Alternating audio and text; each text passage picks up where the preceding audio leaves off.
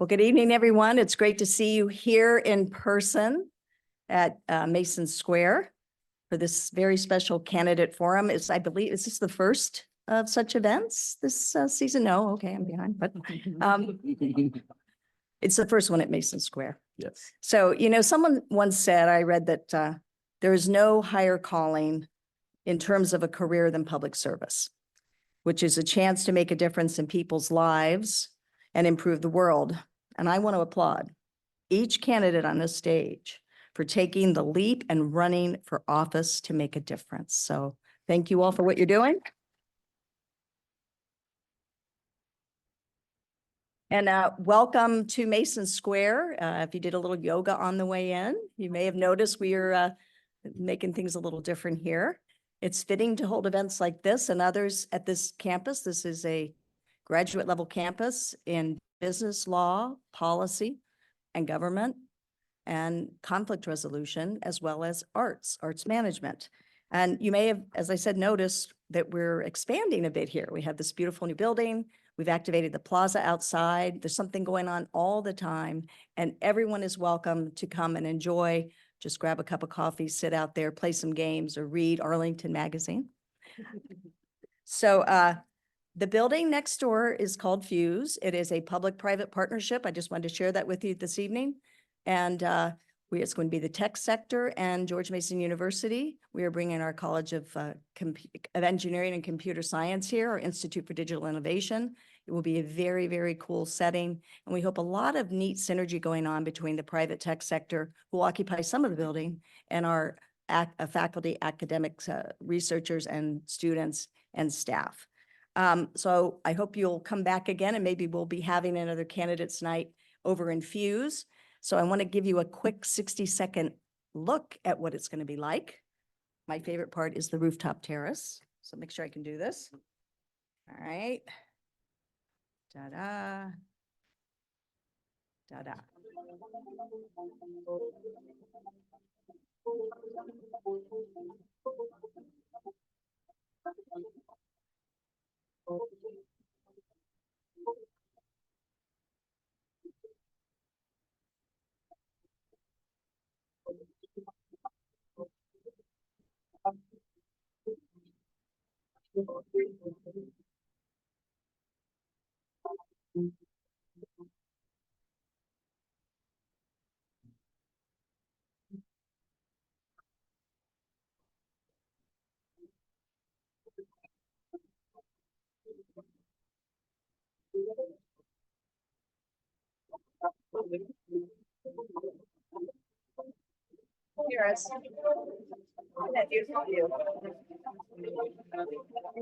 Here we are, Mason Square. Woo! Okay, now I'm going to escape. Escape. Uh-oh, how do I get back to your slides? Uh-oh. Uh-oh. Technical help. Let's see. I just have to go back to. Here we go. Here we go. Here we are. All right. Thank you so much for being here. Is that some of my I can put it full screen. Okay. No, that's okay. I'm fine. I think this is Really? fine. Okay. Thank you, Tony, and thank you, George Mason University. The Arlington Committee of 100 is honored to partner with you on this important program to quiz the candidates for Arlington County Board's open seat. Bathrooms are around the corner to the left. They're very easy to find. There are no elected officials here tonight, so I don't have to do that. This year, 2024, is the 70th anniversary of the Arlington Committee of 100, or we call it C100. That's 70 years of providing a neutral forum for timely information from all sides on important issues affecting Arlington County to be heard. And we may remain committed to that mission today. 4 years ago, COVID knocked nonprofits like C100, the business world, and every individual to the ground. I'm proud that C100 was able to pivot seamlessly to a virtual platform without missing a program, but our membership model was no longer. Before COVID, and those in the room that remember before COVID, Our monthly in-person social networking over dinner and drinks at Marymount University was almost as important to our members as the actual programs. Over the past 2 years, we emerged slowly from COVID, first with only Zoom, then adding on scaled back in-person programs for a modest fee. We rely primarily on donations for our ongoing expenses. Our growing list of Zoom viewers during COVID and those who ventured out for the in-person ones indicated there are many out there that are like us. Today's program is certainly a good indicator because as many of you that are in the room here, there is probably double online. It's a different world today, though, that is requiring all of us and everything to pivot to new ways of doing business. Many of you have already received a save the date for our June 12th event that is different from our traditional year-end programming. It will be a grand celebration of the arts graciously hosted by the Museum of Contemporary Art, Arlington, or MoCA, hosted by MoCA, which is celebrating its 50th anniversary. Those who attend will be the first to view MoCA's special anniversary exhibit featuring well-known local, regional, and national artists. MoCA's gorgeous Tiffany stained glass windows will also be the backdrop, along with good food and drink, for very special announcements affecting C100 you won't want to miss. Tickets are limited, so don't let your invitations sit in your inbox for too long. Sponsorships are also available, so please let us know if you would like to join in supporting this event and help take C100 into the future. It's time now to introduce the current slate of candidates vying for the open seat on the Arlington County Board.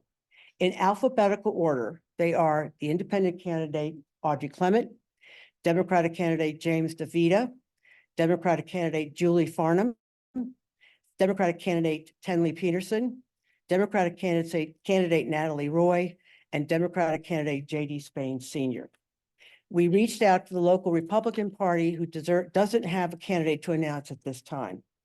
And now it is my pleasure to introduce Greg Hamilton, publisher and co-founder of Arlington Magazine, who is our moderator for tonight's panel. Most of you know Greg as a well-respected community leader, but you may not know much of his skills as master of ceremony and panel moderator.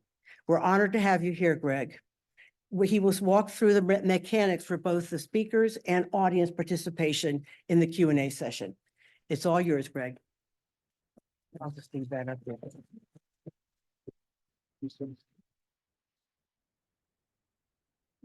Good evening, everybody. How are you? Can you hear me okay? Yeah. All right. Thank you for having me in this evening. It's great to see you all. It's good to be here. So we're going to run through some logistics real quick.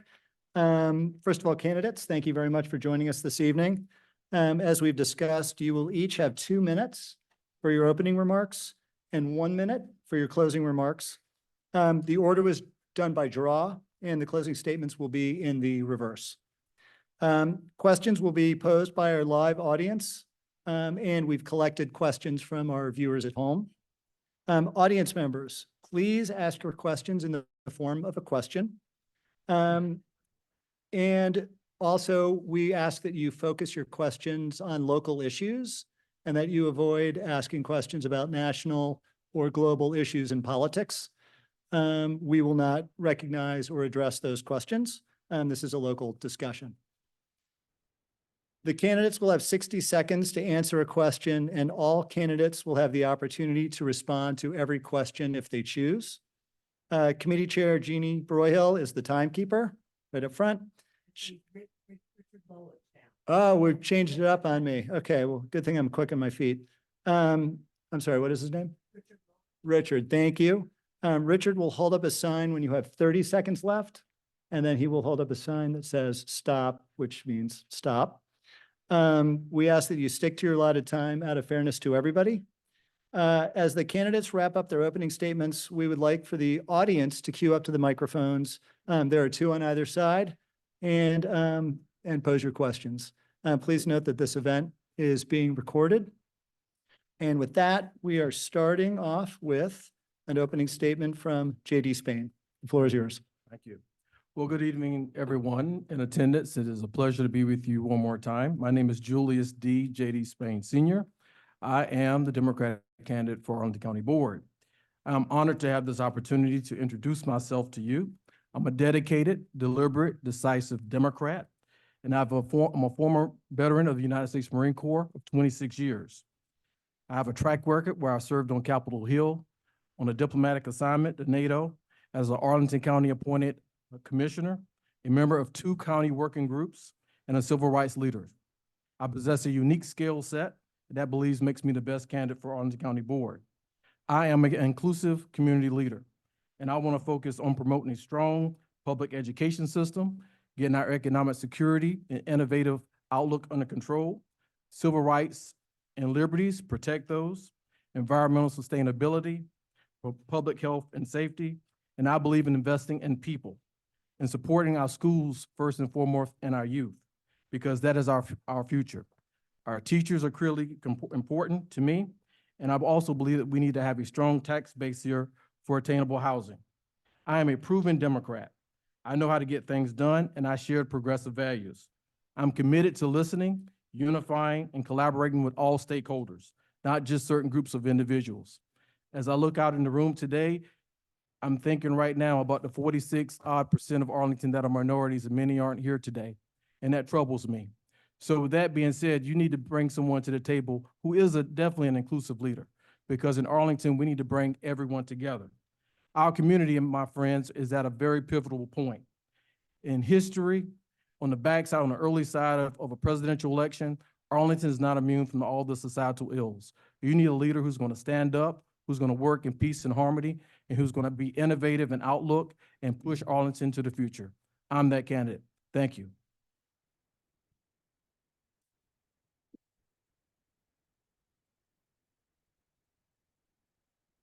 All right. My name is James DeVita. I want to thank the Committee of 100, and I want to thank George Mason University for giving me this opportunity. I want to devote my opening to one issue, and the one issue I want to devote it to is the missing middle. My opposition to the missing middle is a central issue in my campaign. The missing middle was promoted as a way of increasing diversity and providing affordable housing. I don't think it's going to achieve either objective, and these are the reasons why. Number one, the missing middle simply won't work. The reason that the missing middle won't work is that the county board didn't cap the prices that real estate developers can charge for these new units. And as I've been going around Arlington, I've made note of the prices for some of these duplexes they're putting up. In Yorktown, there's a duplex going with units going for 1.4 million. In Lexington precinct, there's a duplex going up with prices of 1.5 million apiece. And just today, people told me when I was in the Woodlawn district that there's a duplex going up with prices of $1.7 million. The problem is real estate developers don't care about affordable. And if you leave it up to the market, and you leave it up to real estate developers, we're not going to get affordable housing. And I believe in affordable housing. I think that there are much better solutions to the problem. With the price of land alone in Arlington being like close to $1 million, I think that what you're probably going to have to do is subsidize these units. And there's a good example in Crystal City. It's called Crystal House. Amazon put $40 million into that building. You can now buy a condo there for $65,000, which I think is affordable. We have a lot of vacant office buildings. I think those can be converted to affordable housing. And I also require developers who are putting up units in the Boston corridor to set aside units for lower and middle income people, and then cap the prices. And if you cap the prices, you'll actually get affordable housing. If you leave it up to the market, it's just not going to work.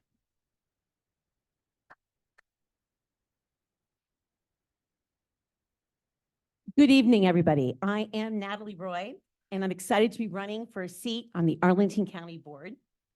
Throughout my 33 years here in Arlington, I've contributed to my neighborhood, to the schools, to the business community, and to the county. I also bring decades of professional leadership experience with nonprofit organizations and working in government agencies on a wide range of issues. Last year, I stepped outside my comfort zone and ran for the Arlington County Board. It was the first time I'd run for any political office ever, and I came close. This year, I'm running again for exactly the same reasons and issues that compelled me to run last time that are even more prominent. We are at a crossroads.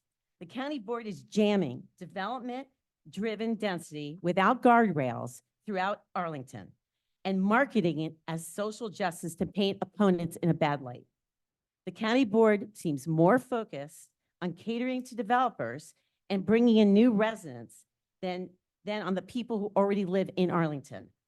There is no single issue on the ballot this June. What is on the ballot? The vision for our county. That vision, as I see it, is about restoring transparency and responsiveness to the county board. It's about truly affordable housing, fiscal responsibility, supporting our schools, tree canopy, open green space, sustainable development, livable and diverse communities, public safety, historic preservation, and quality of life. It is about ensuring our county services are top-notch and that our highly qualified county staff are supported in delivering exemplary customer service. And it's about some common sense leadership. The stakes are high. I have the experience, the creativity, the energy, and the drive to hit the ground running on day one. I would be grateful for your #1 vote. Thank you, and I look forward to your questions.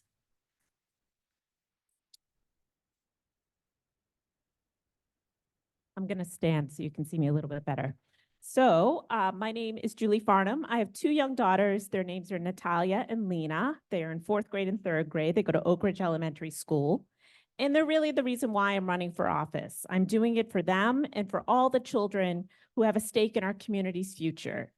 I also am running because I used to work for the United States Capitol Police, and I was there on January 6th, and I saw how divided we are as a country.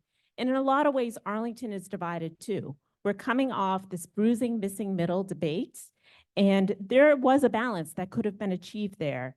And the county board showed a lack of leadership, creativity, and strategic direction. They failed to find common ground, and they failed this community. They didn't listen to you. They didn't fight for you. I will.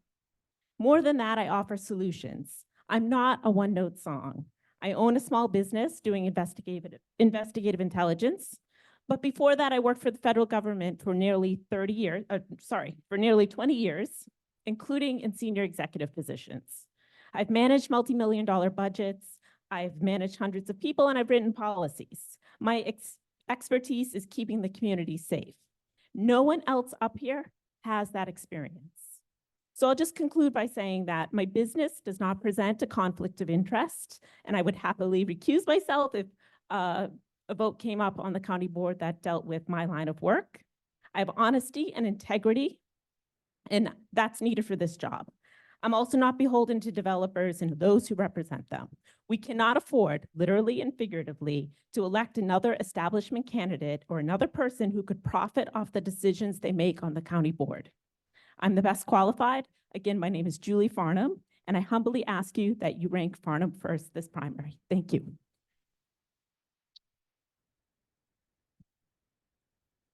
Hi, I'm Tenley Peterson, a mother of 3 kids, an Arlington Public Schools mom, and a communications professional. I have more than a decade of experience on Arlington County's Planning Commission and Budget Commission, the 2 commissions most related to the work of a county board member I have been doing as a volunteer appointed commissioner for more than 12 years. I am ready to hit the ground running. I've chaired Arlington's Budget Commission, where I led the community review of the county's $1.5 billion annual budget. My lived experience informs my values, and my values have informed my career choices. As a professional, I've made a career working for nonprofits. As a military spouse, I've worked and lived all over the world. And as a mother and a substitute teacher, I want to raise our children to be happy and healthy. Growing up, both of my parents were public servants. They taught me that public service is integral to how you be part of your community. I'm running for Arlington County Board because I love Arlington. My family has made Arlington our home. We need to think long-term, not just about what we need in Arlington now, but what we will need in a generation from now. I value being responsible stewards of our taxes, getting the most for every tax dollar.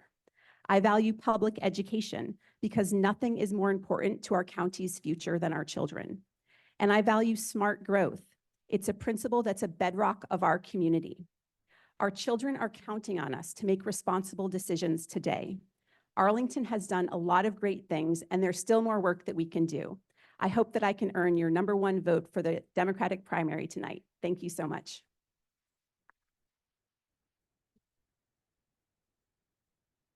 Thank you for inviting me to this forum. I'm Audrey Clement, the independent candidate for Arlington County Board.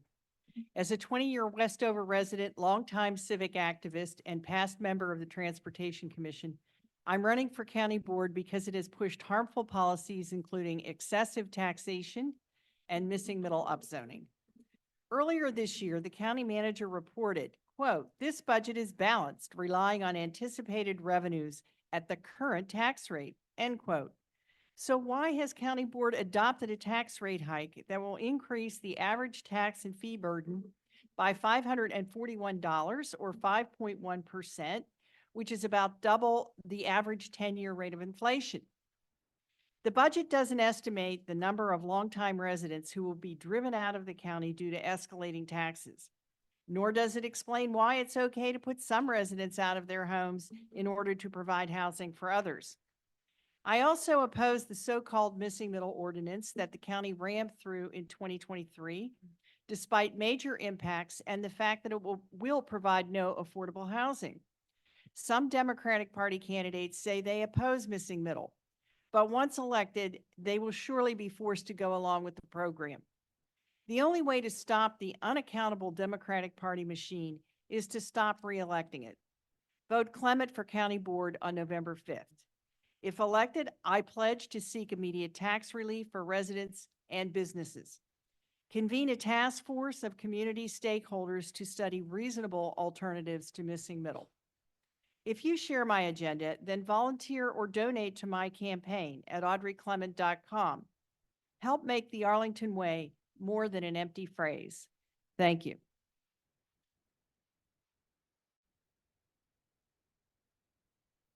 So let's open it up to audience questions. If you all could start queuing up to the microphones. While you're doing that, I will kick it off with the first question. We collected questions from our Zoom participants. 9 of them, as of yesterday, were about missing middle. And I think we can simplify things a little bit, and we heard your opening remarks. But if we could just get a show of hands, how many of you are opposed to the missing middle plan that passed last year? Is that 3? 4? Okay. And who is on board with the vote that passed last year?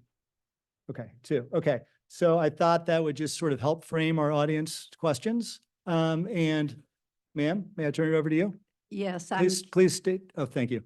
I'm Catherine Scruggs, a retired Arlington public school teacher. And I want to know from each of the candidates whether or not they support the adoption of a community broadband authority for the underserved so that they can have internet connectivity. James, I believe you have the opportunity to respond first, if you choose to. Yeah, I don't see why not. If that will help people communicate, I'm all for it. I think the ability to talk to each other is what's really important in a democracy. And if that will help, I'm certainly for it. Natalie, would you like to respond? I would definitely support that. I think that's critical. I think that's really important, especially for folks in our most vulnerable members of our community, also for seniors who are really, struggling to stay here and stay in their homes. I think this is very, very important, and I would be very wholeheartedly supportive. Julie? Yes, I do support that very much so. I really do think that internet service should be a utility, and I know that there are bills in Congress right now considering that very issue. And so making sure that everyone, it's part of our lives now, right? We need to have internet. And so making sure that everyone has access to that helps with their learning and helps them be connected to the community. Hi, yes, as a substitute teacher, I definitely want to make sure that all of our kids have access to the internet. I am less familiar with Broadband Authority in particular, so I'm really excited to learn more about it and happy to have conversations after this forum about it. Just to make sure that we are investing in the right solution for our kids and being good stewards of our tax dollars. But in general, yes, I very much want to make sure all of our students have access to the internet so we can close some of the disparities that we're seeing and the outcomes that we're seeing. Thank you. Yes, I echo the sentiments of the other candidates. I don't know a lot about community broadband. But I do know that a lot of people in our community are in need and could benefit from it. Yes, I agree, but we need to go a step further. The community's already invested some funds in hot spots across Arlington. And as I sit on the President's Innovation Council here at George Mason University, I can tell you, it's not just about the youth, it's about households, right? So as we think about community broadband, which can also be a utility, we need to look at how we're providing services to residences, right? And then how, once we get it to those residences, the individuals that live there, do they have the devices to tap into the internet? It's not just one-stop shop, it's a holistic approach, but I'm for it. Thank you. Ma'am, would you like to be our next? Hi, I'm Janet Fedak and I live in South Arlington. There are issues that are specific to South Arlington. I'd like all of your opinions as to what they might be and what makes you qualified to address them. Natalie, I believe it's you're up next. Good question, and I agree. There are issues that are specific to different communities. I think one of the big issues that I would focus on right away for South Arlington would be parks and tree canopy. It's something that I think is a problem all over the county in terms of not enough protection for our green spaces and for our trees. And I think in South Arlington specifically, there's a lot more that we can be doing there for protecting our tree canopy. And for an example, I am very interested in looking in and exploring some creative ways that we can do to protect our trees. For instance, a tree bonding type of program where it is, not just the cost of doing business when you scrape a lot by a developer, but you're actually forced to be able, that there's more controls, more restrictions on taking down those trees. And I do think that South Arlington and I think the entire county would benefit from some more aggressive tree protection programs. I am from South Arlington. I live in Arlington Ridge, so I'm very familiar with a lot of the issues in South Arlington.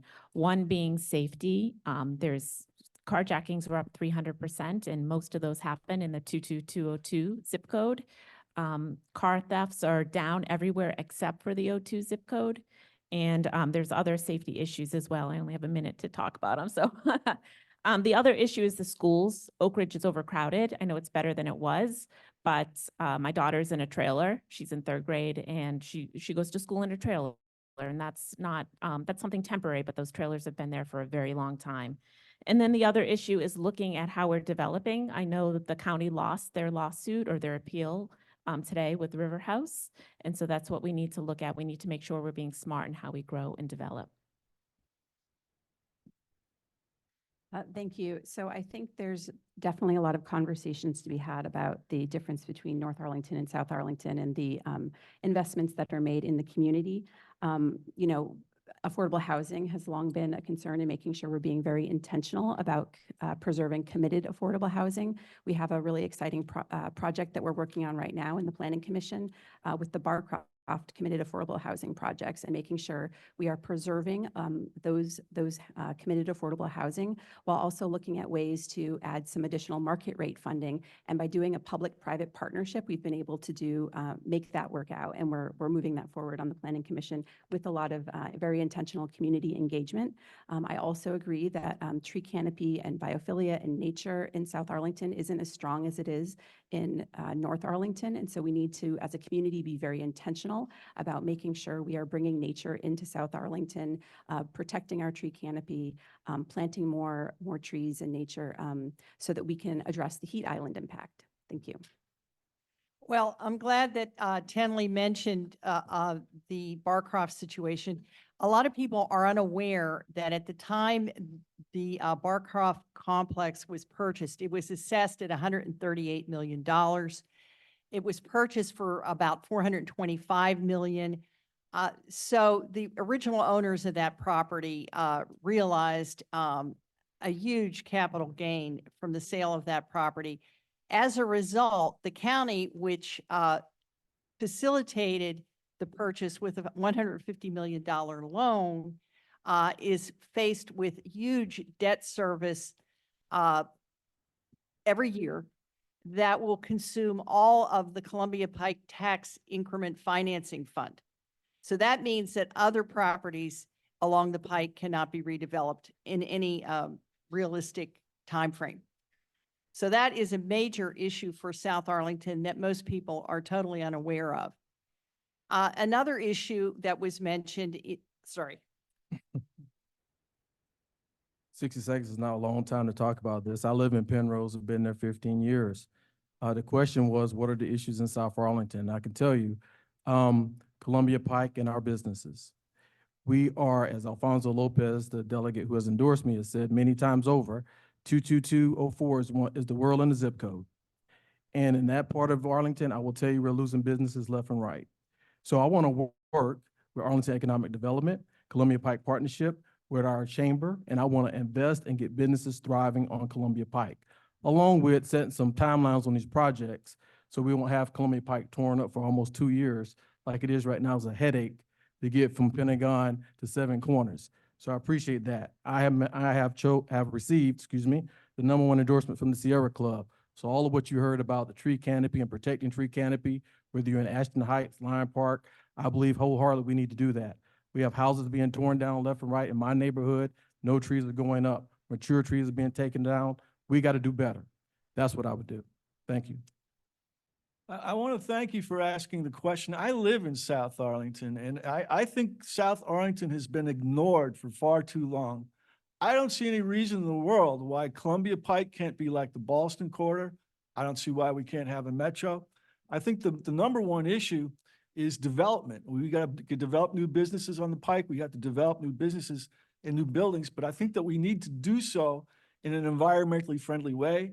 I think we need to have input into the buildings that go up, make sure that they're net zero buildings and that they're environmentally friendly. And I think we also have to make sure that we try to preserve our mom and pop businesses and restaurants. They give the Pike culture, they give the Pike life and diversity. And I think that we need to develop the Pike, but we need to do it in an intelligent way that respects the needs of the community. And that's what I would work on. I'm going to take this opportunity to interject a Zoom question. And that is, Arlington has a lot of empty office space, which is leading to a revenue shortfall. What is your plan to address it? Raise taxes, cut services, or do you have a different approach? Julie, the floor is yours. I would have a different approach. I don't support raising taxes. I think we need to prioritize what we need to have and what's nice to have. But to this question, for the commercial real estate vacancy rate, we need a menu of options. Arlington is pretty good at recruiting larger companies, but not all the buildings that are vacant are conducive to having big companies. Like look at Columbia Pike, for example. There's a lot of vacant space there, and those like mom and pop shops are what would fill those places. Or looking at repurposing them. I've heard a lot about an indoor pickleball court. I've heard a lot about pickleball generally. And so things like that. And also some of them can be converted. The county manager says there's 9 buildings in Arlington that can be converted to housing. And if we look at things like micro apartments too, then that's something that would make more buildings conducive to conversion to housing. So we need a whole menu of options, but I do not support raising taxes. So the office vacancy rate is something that I've been working on for a long time, both on the Budget Commission and the Planning Commission. It started with when the military started leaving Arlington, and we were just starting to get the office vacancy under control, and then the pandemic hit. And now this is a problem that communities are experiencing across the country because folks want to work from home. As Julie said, we need a menu of options, and I have been working on that menu. On the Planning Commission, we've been doing very intentional updates to our zoning and codes, so we can make it a lot easier for businesses to fill in some of this office space. We've updated parking requirements. We've updated the types of businesses that can fill this space. So we have been doing a lot of work in partnership with economic development to solve this problem. There's also the option of office to residential conversions, which has been mentioned. There's a handful of buildings that are eligible for that. So I would want to make sure we update our zoning and our codes to make sure that is done in an administrative way so we can just get it done. And then also I think we need to keep investing in the amenities that bring businesses to Arlington. that's our public transit, that's our great schools, and that's our park system. And that's what people come to Arlington because we have great workers, and we need to make sure we keep investing in that. So to reduce Arlington's office vacancy rate, I will encourage the board to mandate that federal agencies in the DC area comply with Executive Order 12072 issued by Jimmy Carter in 1978 to revitalize and strengthen the nation's central cities. The order stipulates that whenever a federal agency relocates, it must give priority to an available space located in a city's central business district rather than in a suburb. Enforcement of EO 12072 would reduce Arlington's office vacancy rate, yet most federal agencies have ignored it. For example, GSA has announced plans to relocate FBI headquarters to Greenbelt, Maryland, over the objections of Virginia elected officials. Virginia might have had a better shot at a deal had Arlington or Alexandria invoked EO 12072 to get it. If elected, I'm going to insist upon it. Another way to fill vacant offices and it is an attractive alternative to divisive and expensive missing middle, and that is office to residential conversions. Thank you. So, we've been talking about commercial vacancy rate since I've been here. But we need solutions, right? And some of what you've heard is okay. If you're elected to the board, what I want to do is convene a task force, because it's a race to the top, to really compete with industry to bring in new business to Arlington. I mentioned earlier about an innovation council I sit on, and I think we can't not be stagnated in how we think. But we have academia, we have schools, we have childcare, we can do a little bit of mixed development. We have empty buildings, we need butts and seats. And what that's going to take is a leader to challenge Arlington economic development, to work regionally, and to work with our delegations so we can incentivize perhaps some incentives to bring businesses here. Right now, there's no penalty for developers that have empty buildings. That's just a fact. So we're not getting revenue in. So I want to work hard in that regard and challenge to bring in new business. That will be my task. Arlington's commercial vacancy rate is 22%. 1 out of every 5 businesses in Arlington is vacant. Here are 3 ideas for solving that problem. Number 1, offer an introductory tax rate to new businesses. Cut taxes for a couple of years to businesses who are willing to commit to Arlington long-term. They're willing to come here for 5 years, cut their taxes for 2. Change zoning laws. There are zoning restrictions on the types of businesses that can be done in certain areas. If we change the zoning laws to allow more businesses, we'll get more businesses.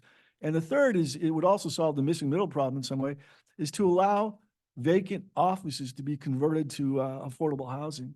And that's essentially a 2 for you. You solve the vacancy rate, and at the same time, you provide affordable housing.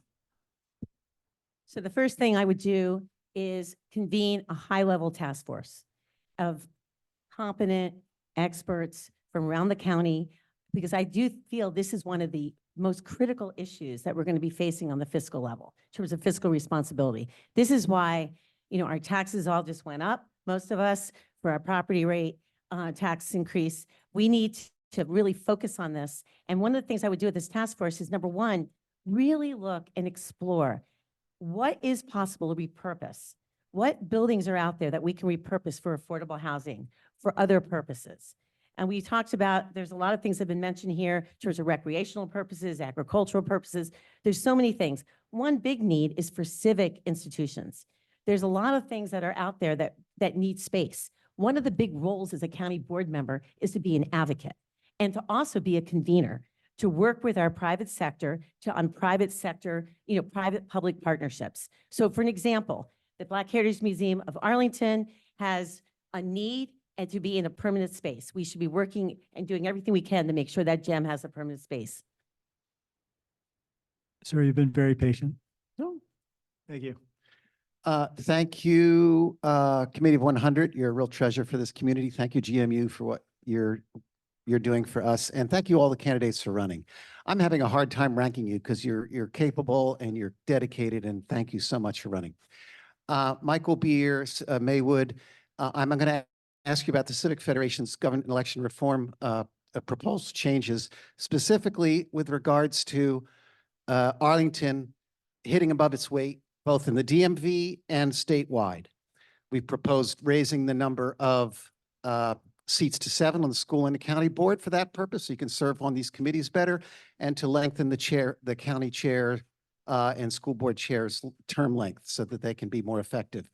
So if you're going to be elected, what commissions, committees, regionally and or statewide, would you like to serve on, and why? And what makes you ready to serve in that way?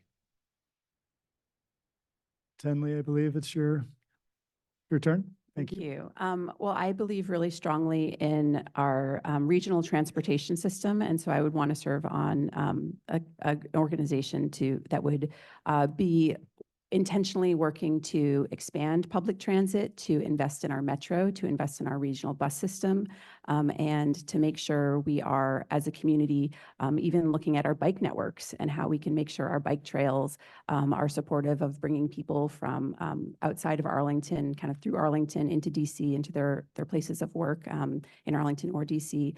So that's what I would want to serve on. Thank you. Actually, I share Tenley's objective there. I would like to serve on NVTA or NVTC. I'm interested in the safety of our bike trails with the advent of motorized vehicles on them and the hazards to the public. I would like to address that issue on the commission. I would also be interested in serving on the WMATA board because I'm interested in preserving the mass transit system of the region. And I myself do not own a car. I take bike and metro everywhere I go. And so I think I would be a great spokesperson on the WMATA board. Oh, wow, we're going fast. First one that came to mind to me was the MCOG, the Metropolitan Council of Government. I think that kind of embodies everything that I've been about because they are really kind of look at the total package when it comes to regional governments. And so I think it's critically important to have someone on that board who really not only understands Arlington, but understand how we connect between Alexandria, DC, the whole package. WMATA is great. The transportation board are all great, but MCOG is where we talk about housing as a regional scope, right? And I think I'll be well served. It'll be well served for me to be in that space. Thank you. I think I'd also like to deal with something that deals with transportation. Part of my platform is encouraging more electric vehicle charging stations. I also am interested in more bike lanes. So I guess transportation, WMATA would be something that I would be interested in. I think that we need to do what we can to make sure that Arlington is responsive to the environment, and those are things that I would be in favor of. And to answer your question, number one, I did support those governance changes. I think it's really important. I do think there's a wide range of things that county board members can get involved in. And in the beginning of the year, when you hear them people taking in committee assignments, you're wondering how they do that with one staff person. I think it's really important to be expanding the board. And on the level of, and the question of, well, what would I be interested in? I have decades of environmental experience. I've run nonprofit groups in DC. I've worked on government agencies on recycling, on pollution prevention, environment. Climate change would be a definite big area for me. Transportation would be as well, since I'm a small business owner and I bike very much through my business on real estate. So yeah, I think that would be a good place for me to be. I'm not going to pick transportation. I like transportation, but I would really like to be involved in public safety and preparedness. My background is with Homeland Security and with law enforcement. And we have a lot of issues like drugs in our schools, drugs in our community that are not our problem alone. And I want to see us work more cooperatively with our neighboring communities to address these issues that are concerns to all of us. I also care much about the Human Rights Commission. Most of my time at Homeland Security was with U.S. Citizenship and Immigration Services. I've been to refugee camps overseas, and I've seen that some of the human rights issues here, like the deaths in our jails, that I would really like to have conversations with the community about. Thank you. Sir, over here in the blue shirt. Thanks. My name is Dave Schutz, and Audrey Dr. Clement, this is sort of not for you, okay? But the candidates for the Democratic nomination have been talking about their eagerness to get #1 votes. There's a lot of strong candidates here. I don't think anybody's going to win on #1s. I think you've got to think about your #2s. And the question is, if you're up there getting, if #2s are transferring, from whom do you think you'll get them and why?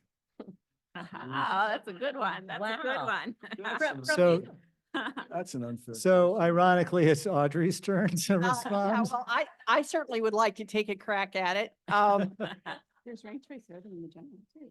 Yes, get to well, okay, so I would say that, I mean, I will not reveal it, but I've already adduced who I think is going to rank high. And so personally, I would ask people to, because of my position on missing middle and because I believe it is the critical issue facing our county, I would simply recommend that people vote anti-missing middle candidates high. Well, I hope we can get out of this missing middle conversation for a little bit, but I'm gonna take this as a public service announcement. We have 150-some thousand voters in Arlington. We need every person to go out and vote. They've earned that right. And so whether you're all about housing, we have candidates up here that bring unique skill sets to the table. I think you need to search hard and long about who's going to represent all of Arlington. We are one Arlington. There is a north and a south. Yeah, people say that, but I'm trying to bring folks together, not divide us.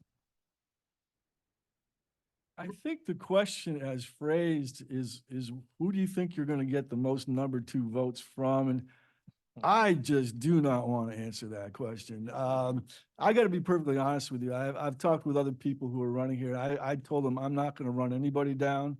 I'm not going to criticize anybody else. I'm running my own campaign. And if I happen to get some #2 votes from somebody else, thank you. If I don't, thank you. But I'm not going to criticize anybody else. Am I next? Yes.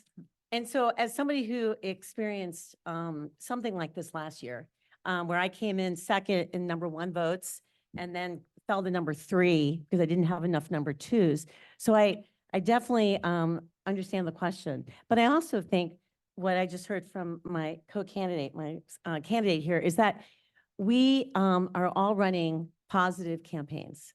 And that's really what ranked choice voting is all about. To be civil, and we're all looking for those #1s, but we do recognize that #2s are really important. So I think in that vein, I mean, last year it was tight. I was very close, but it was I have a very strong position on density. I don't think the county is going the right direction. I've said that from the get-go. I will keep saying it. I am a real estate agent. I know the business, and it's a developer-driven a program that is not in the best interest of the community. So that's a very strong position, and that's last year's position as well. So I do think that your question is difficult for all of us, but we are going for our #1s. I'll answer your question, Dave. I don't skirt hard questions, and I'll answer it directly, and I don't mean it as negative. It's just reality. People who vote Natalie #1 are going to vote me #2. That's just a reality. We are more likely than not. I mean, there'll be some variation, but more likely than not, because we are the anti-missing middle candidates. And people know Natalie well, and a lot of people are going to rank her #1, and they're okay to do that. And people who rank her #1 very well may rank me #2. So that's just, I think, an honest answer. I am hoping to earn all of my fellow candidates' #2 votes. I have been working on all of the issues that are important to Arlington for the last 12 years on the Budget Commission and the Planning Commission. So if we don't agree on one particular issue, it is very likely that we agree on a lot of the other issues. And so I am very happy when I see somebody when I'm doing my canvassing, I am knocking on a lot of doors. When I see somebody's sign in the yard that's one of my fellow candidates, I will go right up to that door and knock on it and say, I see you like so-and-so. Here's how so-and-so and I have similar values and policies, and I would love to be your #2 vote. And a lot of times people say, wow, that's fantastic. Yes, okay, thank you. And sometimes people say, well, I disagree with you on this particular issue. And I'll say, that's fine. There are so many other areas that are important to Arlington, and I can tell you all of the things that I've done that you would like that I would be doing for those areas too. So for me, I think there's potential for me to get all of my colleagues and fellow candidates number 2 votes. Yay, ranked choice voting. Okay, sir. So I'd like to talk a little bit about electric vehicles. They're going to become incredibly. Could you state your name, please? Is the mic on? Yeah. Okay, so I'd like to talk about electric vehicles. They can become increasingly important over the next 10 years. And the DMV area actually ranks very high in the concentration of electric vehicles. One of the things that's stopping people from buying electric vehicles is how hard it can be to charge. That I have a charger in the garage of our basement. Once or twice a week, I pull at the charging spot, and in the morning, I'm done. That's a lot easier than having to run over to 7 Corners to Target to pick a high-speed charger, which take me an hour or 2. People who live in apartment houses that don't have chargers or in townhouses have a problem. And so the question would be, what do you think about putting charges on the street parking place there? New York City has started doing it with some success. Now, because this is a question sort of like the internet question, let's talk about the negatives as well. Those charges cost about $5,000 a piece. They're vulnerable to people who want to destroy them. And when you put an electric vehicle charging spot onto a parking area, you're now taking away a parking area from someone who doesn't have an electric car. And sir, would you mind stating your name for the audience? Oh, sorry. And Barry minutes? Ginsberg, I'm a retired medical scientist. And JD, you have the floor. Oh, we're already back to me. So thank you for the question. We are in Arlington County making some strides in build out of our electrical vehicle charging stations, but yet there needs to be more. So I do want to invest monies where need be to build out some electrical charging stations around Arlington, probably at some of our community centers. I do understand the concept where some stations don't charge as fast. We have some older model homes, for example, even that people will say they aren't outfitted right now. I think we need to look at how we can incentivize and through grant processes and working through, there's some large scale grants coming out of the government that we can go after. If you don't know this, Arlington County has not applied for some of the grants, which we should bring some of that federal money in to build out our electric charging station infrastructure. So I would challenge us to do that, right? I think where we can do it, let's try it, right? That's about innovation. So no problem on my end. We just need to get the money. We need to get the will of the people, get the thumbs up, and let's go make it happen. I'm for it. I drive an electric vehicle, a Nissan Leaf. I drive it every day. I'm lucky enough to be able to charge in my office, and there's also a supermarket nearby where I can use a high-speed charger. Building more electric vehicle charging stations is a part of my campaign. You will see campaign signs everywhere in Arlington that say create more bike lanes and create more electric charging vehicles. I would be in favor of making electric charging stations as common as gas stations. I think electric vehicles are the future, and I would support anything that would promote them, especially high-speed chargers. If anybody's thinking about an electric vehicle, let me tell you 3 things. There's no maintenance. You never have to get the oil changed, okay? Number 2, it's not that hard. You get used to it. You can learn how to drive an electric vehicle, and my car gets me everywhere I need to go. Electric vehicles are the future. Electric charging stations, we need more of them, more of them, more of them. All right. What kind of car do you drive? Nissan Leaf. Oh, that's right. I also have an EV, and when my daughter and son-in-law who live in Arlington Heights were investigating, looking at getting an electric vehicle as well, they were having trouble. They were looking to see where the charges were in South Arlington. I mean, it's definitely, there's some inequities there, to say the least, and that we need to, I believe, put a lot more emphasis on getting EVs in apartment buildings, in the supermarkets, on the street, because it's a real need.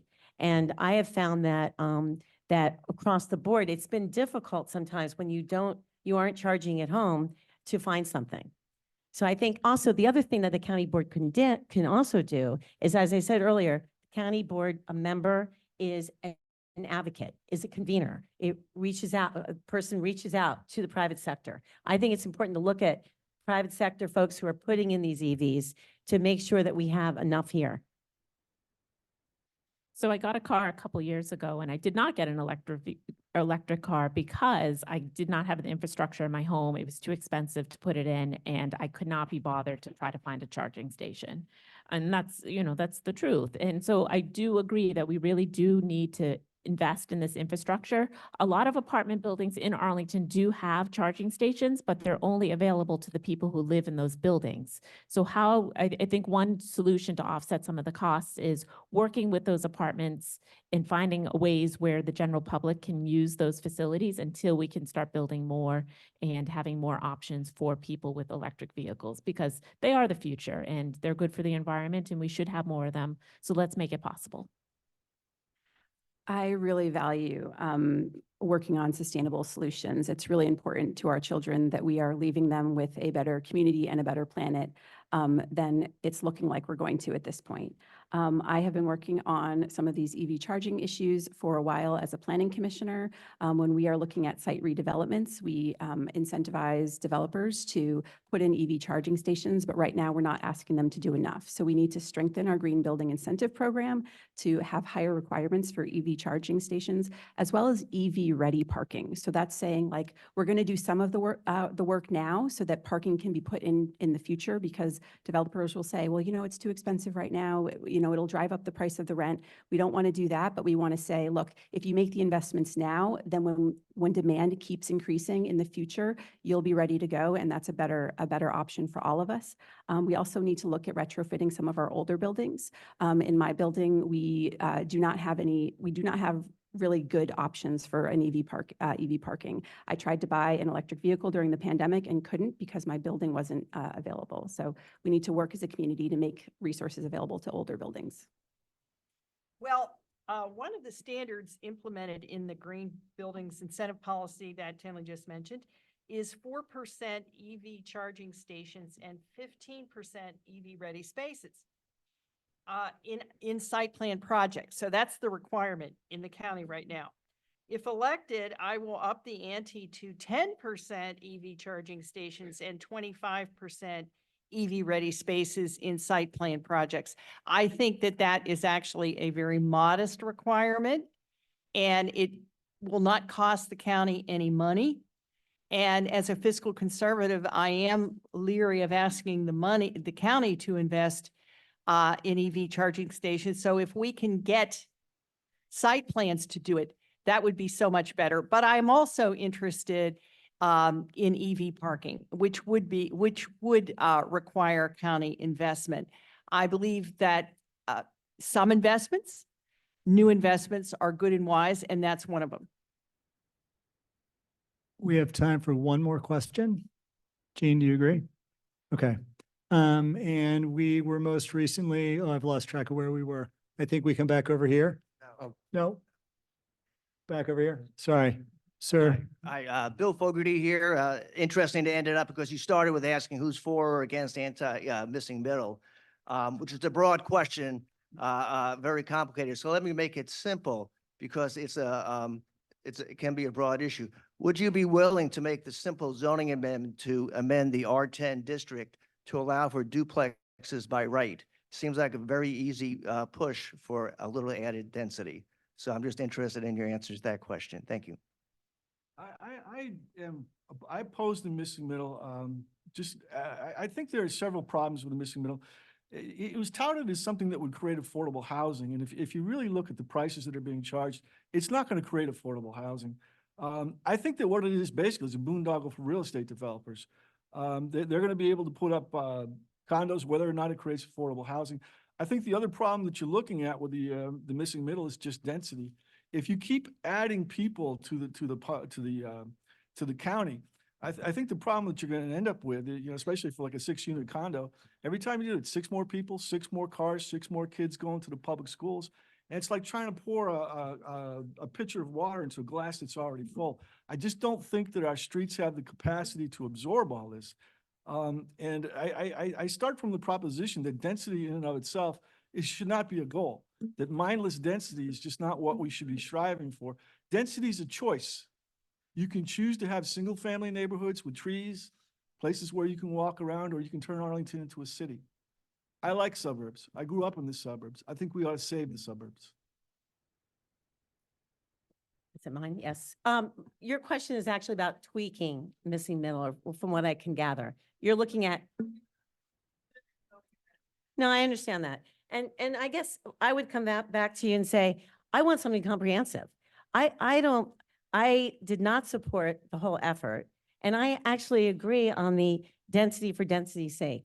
I want to know how this all figures into the comprehensive plan. I want to know, and that this goes for not just missing middle, it goes for the special GLUP changes that the county's been doing in terms of spot zoning. I want to know how all of this figures together. What's our carrying capacity in Arlington? What's the vision here? What is it that we can actually sustain? What is a sustainable county? And I want to figure that out. And I think that we actually put the cart before the horse. We didn't do the impact studies that we should have done. So to answer your question, I would say we actually can't answer that. We need to look comprehensively, and we need to figure out what are our needs first. And that means impact on environment, infrastructure, schools, you name it. We need to figure that out first. Your question specifically about duplexes, correct? Yeah, I mean, I don't necessarily oppose duplexes. I would want to make sure that what we're building more to sell, because we're mostly building now to rent. And that doesn't address our affordability and equity issues. If we want to build to make more opportunities for people to buy homes, if we're only building rental properties, that doesn't help. So, I think duplexes are not necessarily a bad thing. And I think they do fit in most neighborhoods, but I'd want to see the developers invest in the infrastructure, like the power grid and things like that, when they're building to accommodate that increased density. And I want to make sure that it fits with the neighborhood and that we're addressing tree canopy and flooding issues, all that sorts of thing when we consider that. Because to me, a duplex is much different than a sixplex or a large apartment building or things like that. And so I think there is a balance there, and I'm not necessarily opposed to duplexes. I think about this with the context of the housing crisis that we're seeing in Arlington, but that also applies to the whole country. There's not enough housing, and that's driving prices up higher and higher and higher. So for me, I want to focus on where we're going to get the most bang for our buck when adding density, and that's getting back to our historic success with smart growth. I think it makes a lot of sense to build vertical density along the public transit corridors, along the metro corridor, where people can live in walkable neighborhoods. They can be right on top of public transit. And so that's just going to be so much better for the environment. We don't have to cut down trees in the suburbs. We're getting so much more housing if we build vertically. I want to see more family-sized housing available in this vertical density. Most of what gets built that I see on the Planning Commission is studios and one-bedroom apartments. Kids deserve to live in walkable neighborhoods too. I look forward to sending my daughter to the grocery store to buy, to do the shopping for me when she's a little bit older. I will also send my son. He's a little bit younger. But so it's really important for communities and families to be able to live in walkable neighborhoods. So I want to get back to smart growth for more bang for our buck with housing. To achieve a compromise on upzoning, I propose to convene a task force of stakeholders, including neighborhood civic associations and local architects and economists, to consider an alternative zoning scheme that was released by the Laboratory for Architecture in a 12-point plan in January of 2023. This plan would rezone the county neighborhood by neighborhood rather than wholesale, using a floor area ratio approach to determine allowable density. And unlike current missing middle ordinance, affordable housing would be incentivized by awarding bonus density to developers providing such units. And I would think that since I'm going for a neighborhood by neighborhood approach, that duplexes in R10 zoned area neighborhoods would be fine. That would be one of the things that would be considered in North Arlington, for example, where I understand most of the R10 zones are located. So yeah, that would fit right in. And again, I like the bottom-up approach of civic association involvement. So thank you for the question. It's something, in an R10 neighborhood, putting duplexes by right, amending current ordinance, it's something, I would have to consider. But as I listen to my colleagues here, Democrats, talk about housing, I come from a place where I take things from a historical perspective. And I also look at things through an equity prism. So when we're talking about, I've achieved the American dream. I have a house in Arlington. Actually, I have 2 homes and one in Falls Church. because I worked hard. And just like probably 75% of you, that's a lot of your generational wealth. But I also want my 30-year-old and my 29-year-old and my 25-year-old and now my 3-year-old granddaughter to achieve that same dream. I've been here 15 years and my house value has doubled. It's not going down, right? I don't put all the blame on developers. I put the blame on this is just a high cost of living area. But if I'm elected to that county board, what I will do is I will always fight to diversify our housing and make sure it's equitable across all of Arlington. I understand we want to be close to metro corridors. We want to build vertically, but Arlington is growing. It's not the same Arlington of when I moved here 15 years ago. So we're going to have to work together in unity. We got to speak with our stakeholders and make sure we, take deliberate, measured, and focused approaches moving forward. Thank you. Now we're going to move on to closing statements, 1 minute each. We're going to go in reverse order from where we started. So Audrey, the floor is yours. Okay. The choice in this year's county board race is clear. Elect Democrats who either support the county's tax and spend agenda or will be forced to go along with it once elected. Believe the myth that a 5.1% tax hike was needed to balance the budget, or accept the fact that you are being tax gouged to appease the county's favored gimme groups. It's your choice. Either swallow the lie that missing middle will remedy racial wrongs, or accept the fact that it will force existing minority homeowners out of their homes and make it harder for others to qualify for a mortgage. If elected to county board, I won't push wasteful housing programs at the expense of libraries, parks, and public safety. If you are dissatisfied with the direction of county board, now is your opportunity. Vote Clement Independent for county board on November 5, because county board needs more than a rubber stamp. Thank you again to the Committee of 100 for hosting this event tonight. I'm proud to be endorsed by current and former county board members Libby Garvey, Jay Fassett, Katie Crystal, and Christian Dorsey, current and former school board members Christina Diaz-Torres and Barbara Cannon, and Sheriff Beth Arthur. The people who've endorsed me know me. It's because they've worked with me over the years and they believe in me. I'm especially proud to be endorsed by 40 commissioners and counselors who have also volunteered to serve the county, and more than 20 Arlington Public Schools teachers and staff members. These are folks, our community leaders, our friends, and our neighbors. They're who make Arlington, Arlington.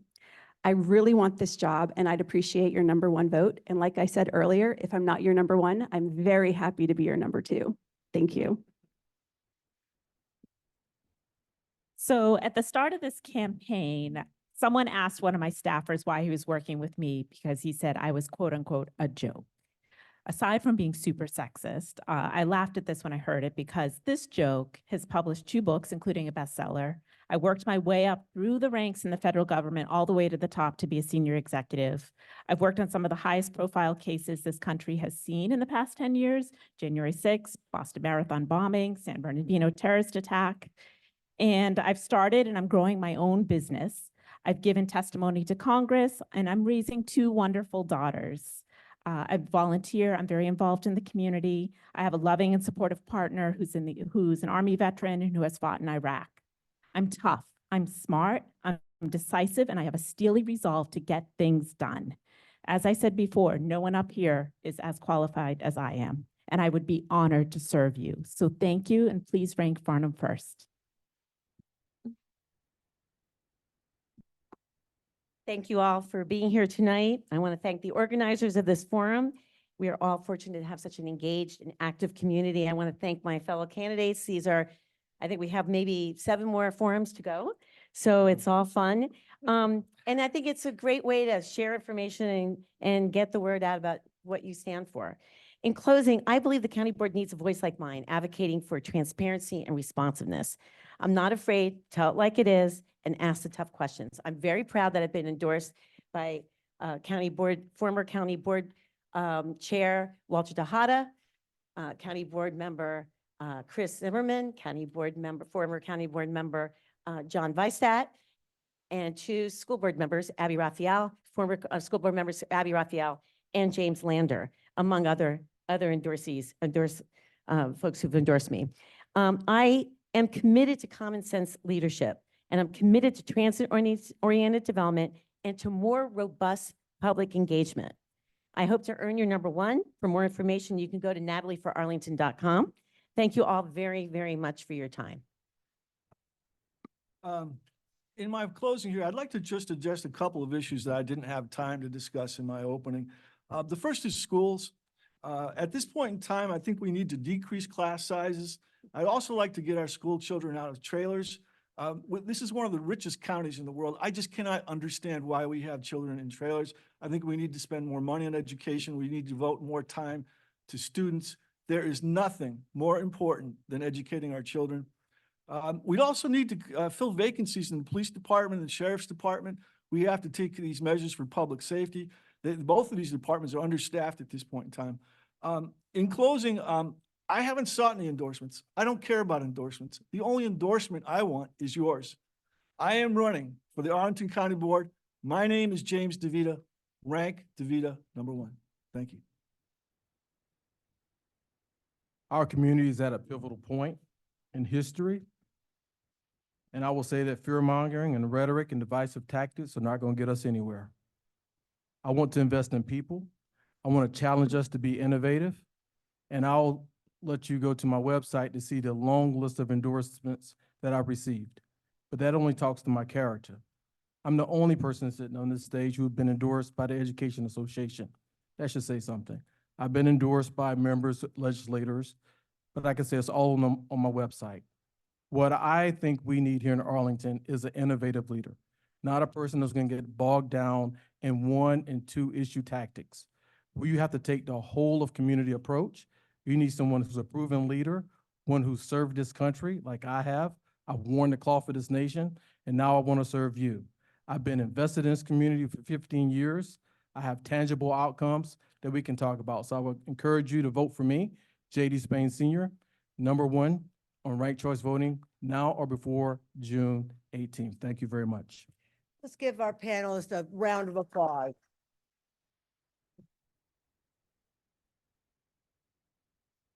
Thank you very much to all of you. And I also want to thank Greg Hamilton, who has now made himself the official moderator for any upcoming C100 panel, and Tony Andrews and GMU for their hospitality tonight. And hope to see you on June 12th.